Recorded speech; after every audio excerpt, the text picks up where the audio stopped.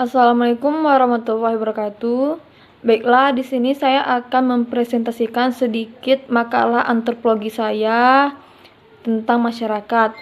Yang pertama yaitu kehidupan berkelompok dan pengertian masyarakat. Masyarakat adalah sekelompok orang dalam sebuah sistem semi tertutup atau semi terbuka, yang sebagian besar interaksinya adalah antara individu-individu yang berada dalam kelompok tersebut. Masyarakat adalah sebuah komunitas yang interdependen atau saling tergantung satu sama lain. Umumnya, istilah masyarakat digunakan untuk mengacu pada sekelompok orang yang hidup bersama dalam satu komunitas tertentu. Masyarakat sering diorganisasikan berdasarkan mata pencarian utamanya.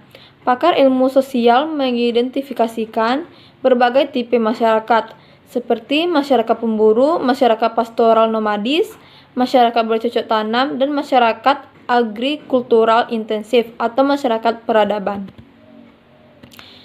Dalam masyarakat dibagi menjadi dua kehidupan berkelompoknya, yaitu pertama dalam binatang, kedua dalam makhluk manusia. Yang pertama yaitu kehidupan berkelompok dalam alam binatang. Bukan hanya makhluk manusia saja, melainkan juga banyak jenis makhluk lain yang hidup bersama individu-individu sejenisnya dalam sebuah kelompok. Dalam ilmu mikrobiologi misalnya, kita mengetahui bahwa banyak jenis protozoa hidup bersama dalam makhluk sel sejenis dalam suatu kelompok, sebanyak ribuan sel yang masing-masing tetap merupakan individu-individu sendirinya. Dalam kelompok protozoa misalnya jenis Hydratinia itu ada suatu pembagian kerja yang nyata antara subkelompok. Ada subkelompok yang terdiri dari ratusan sel yang berfungsi mencari makan bagi seluruh kelompok. Ada subkelompok lain yang fungsinya memproduksi jenis dengan cara membelah diri. Yang kedua nih kehidupan berkelompok makhluk manusia. Kehidupan berkelompok makhluk manusia adalah jenis makhluk yang juga hidup dalam berkelompok. Perbedaan azazi yang mendasar antara kehidupan kelompok binatang dan kelompok manusia yaitu sistem pembagian kerja, aktivitas kerjasama, komunitas antar kelompok binatang yaitu bersifat naluri, sedangkan kelompok manusia yaitu bersifat tidak naluri. Manusia tidak bersifat naluri. Hal ini disebabkan karena lepas dari pengaruh ciri-ciri ras, baik Kaukasoid, Mongolit, Negroid, atau lainnya. Organisme manusia merevolusi suatu otak khas. Seperti yang telah kita baca tadi, otak manusia telah mengembangkan suatu kemampuan yang biasanya disebut akal. Akal manusia mampu untuk membayangkan dirinya dan peristiwa yang mungkin terjadi terhadap dirinya. Sehingga dengan demikian, manusia dapat mengandalkan pilihan dan seleksi terhadap berbagai alternatif dalam mempertahankan hidup terhadap kekejaman alam sekelilingnya. Yang kedua ini berbagai wujud kelompok. Manusia di muka bumi saat ini berjumlah lebih dari 3 miliar. Dan seluruh makhluk jenis Homo sapiens itu menampakkan suatu keragaman yang disebabkan karena ciri-ciri ras Kaukasoid, Mongoloid, Negroid, dan berbagai ciri lain yang berbeda-beda. Namun seperti yang telah tersebut tadi, beragam ciri ras itu tidak menyebabkan timbulnya beragam pola tingkah laku manusia. Orang Indonesia misalnya yang memiliki ciri-ciri ras Mongoloid, Melayu, atau Indonesia pribumi tidak begitu berbeda dalam hal adat tingkah laku jika dibandingkan dengan orang Indonesia yang mempunyai ciri ras Mongoloid Cina Selatan atau orang Indonesia keturunan asing. Serupa itu juga ada orang Amerika yang mempunyai ciri-ciri ras Negroid dalam hal adat tingkah laku. Mereka tidak banyak berbeda karena kedua-duanya berbicara bahasa Inggris dan gaya hidup mereka Amerika. Ragam tingkah laku manusia memang bukan disebabkan karena ciri-ciri ras, melainkan karena kelompok-kelompok tempat manusia itu bergaul dan berinteraksi. Pada zaman sekarang, ini wujud tersebut adalah kelompok-kelompok yang terbesar terdiri dari banyak manusia, tersebar di muka bumi sebagai kesatuan-kesatuan manusia yang erat. dan disebut negara-negara nasional. Yang ketiga ini unsur-unsur masyarakat. Adanya bermacam-macam wujud kesatuan kelompok manusia menyebabkan bahwa kita memerlukan beberapa istilah untuk membeda-bedakan berbagai macam kesatuan tadi, kecuali istilah yang paling lazim, yaitu masyarakat. Ada istilah-istilah lain untuk menyebut kesatuan-kesatuan khusus merupakan unsur-unsur dari masyarakat, yaitu kategori sosial, golongan sosial, komunikasi kelompok, dan per-kelompok. Keenam istilah itu beserta konsepnya, syarat pengikatnya, dan ciri-ciri lainnya akan kita tinjau secara lebih mendalam berikut ini. Yang pertama, masyarakat. Hendaknya diperhatikan bahwa tidak semua kesatuan manusia yang bergaul atau berinteraksi itu merupakan masyarakat, karena suatu masyarakat harus mempunyai suatu ikatan lain yang khusus. Selain ikatan ada istiadat khas yang meliputi sektor kehidupan dan komunitas waktu, warga suatu masyarakat harus juga mempunyai ciri lain, yaitu suatu rasa identitas bahwa mereka memang merupakan suatu kesatuan khusus yang berbeda dari kesatuan-kesatuan manusia. Yang kedua ini kategori sosial. Kategori sosial adalah kesatuan manusia yang berwujud karena adanya suatu ciri atau suatu kompleks ciri-ciri objektif yang dapat dikenakan kepada manusia-manusia itu. Ciri-ciri objektif itu biasanya dikenakan oleh pihak dari luar kategori sosial itu sendiri, tanpa disadari oleh yang bersangkutan. Dengan suatu makhluk praktis tertentu, misalnya dalam masyarakat suatu negara ditentukan melalui hukumnya bahwa ada kategori warga di atas umur 18 tahun dan kategori warga di bawah umur 18 tahun dengan maksud untuk membedakan antara warga negara yang hak pilih dan warga negara tidak mempunyai hak pilih dalam pemilihan.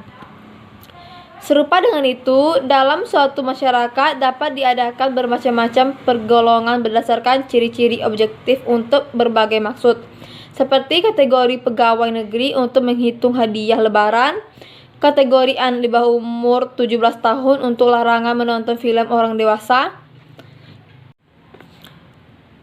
kategori pelajar untuk memperkirakan pendapat negara dari SPP dan sebagainya.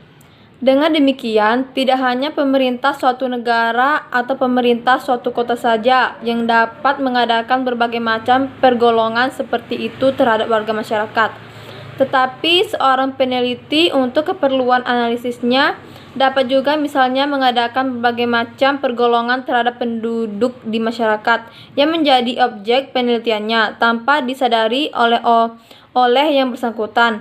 Suatu kategori sosial biasanya juga tidak terikat oleh kesatuan adat, sistem nilai, atau norma tertentu. Suatu kategori sosial tidak mempunyai lokasi, tidak mempunyai organisasi, dan tidak mempunyai pimpinan. Yang ketiga ini golongan sosial,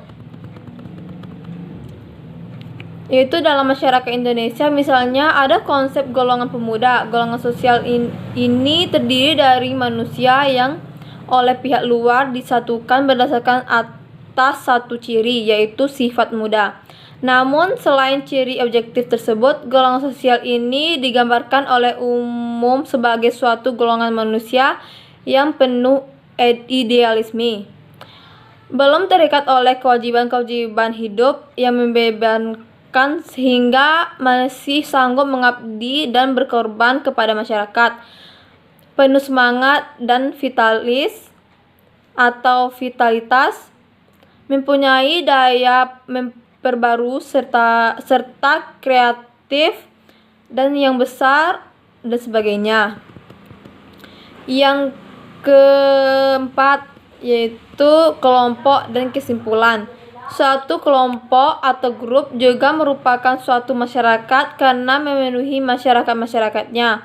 Dengan adanya sistem interaksi antara para anggota, dengan adanya adat istiadat serta sistem norma yang mengatur interaksi itu, dengan adanya kontinuitas serta dengan adanya rasa identitas yang mempersatukan semua anggota tadi. Namun, selain ketiga ciri tadi, suatu kesatuan manusia yang disebut kelompok juga mempunyai ciri tambahan, yaitu organisasi dan sistem pimpinan, dan selalu tampak sebagai kesatuan dari individu-individu pada masa-masa yang secara berulang berkumpul dan kemudian bubar lagi. Kedua ciri khas tersebut sebenarnya juga dimiliki oleh kesatuan manusia yang paling besar masa kini, yaitu negara. Namun istilah kelompok tidak dikenakan pada negara. Yang kelima, yaitu beragam kelompok dan perkumpulan. Perkumpulan dapat dikelaskan berdasarkan prinsip guna dan keperluan atau fungsinya. Dengan demikian, ada perkumpulan yang digunakan keperluan untuk mencari nafkah, untuk melaksanakan suatu mata pencarian hidup, atau memproduksi barang. Mencari nafkah untuk melaksanakan suatu mata pencarian hidup dan memproduksi barang, intinya untuk keperluan ekonomi. Perkumpulan semacam itu misalnya suatu perkumpulan dagang, suatu koperasi, suatu perseroan, suatu perusahaan, dan sebagainya.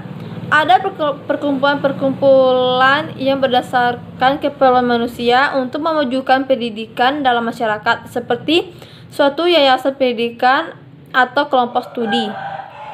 Suatu perkumpulan pemberantasan buta huruf dan sebagainya.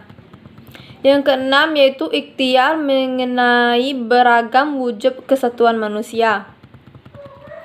Istilah masyarakat dipakai untuk menyebut dua wujud kesatuan manusia, yaitu komunitas atau yang menekankan pada aspek lokasi hidup dan wilayah, dan konsep kelompok atau yang menekankan pada aspek organisasi dan pimpinan dari suatu kesatuan manusia.